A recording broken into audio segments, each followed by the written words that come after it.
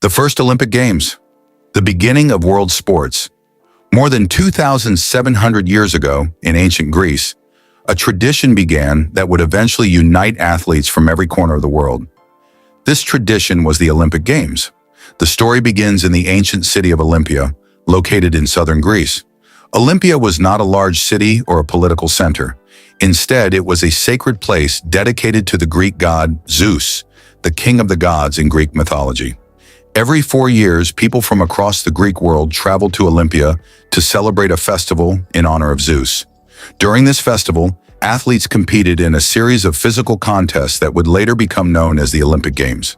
The earliest recorded Olympic Games took place in the year 776 BC. At that time, Greece was not a single country. It was made up of many independent city-states such as Athens, Sparta, and Corinth. These city-states often fought wars against each other. However, when the Olympic Games approached, a special agreement called the Olympic Truce was declared. This temporary truce allowed athletes and spectators to travel safely to Olympia without fear of conflict. For the Greeks, the Olympics were not only about sport, they were also about religion, honor, and unity.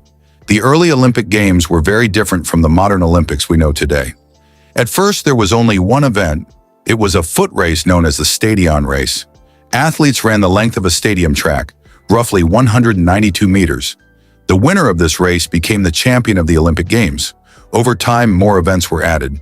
These included longer running races, wrestling, boxing, and a challenging event known as the pentathlon. The pentathlon combined 5 different competitions: running, jumping, discus throwing, javelin throwing, and wrestling.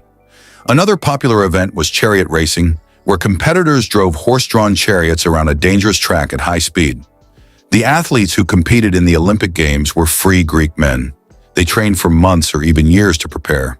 Many came from wealthy backgrounds, while others were supported by their city-states. Winning an Olympic event brought enormous honor.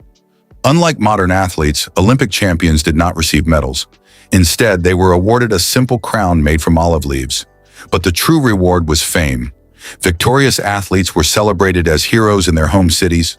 Poets wrote about them, statues were built in their honor, and they were often rewarded with money, free meals, or special privileges. The Olympic Games continued for centuries.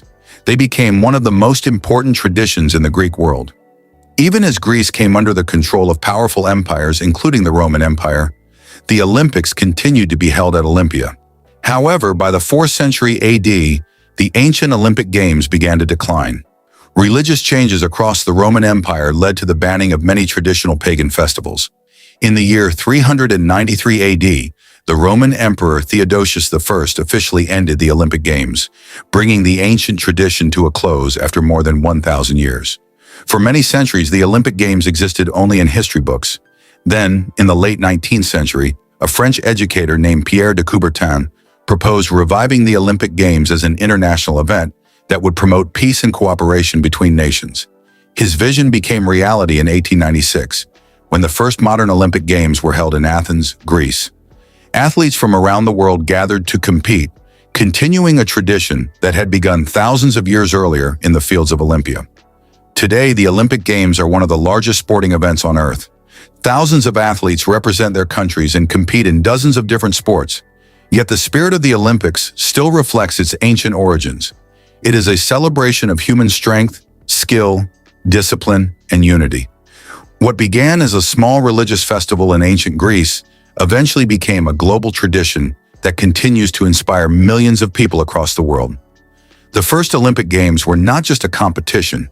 They were the beginning of the world's greatest celebration of sport,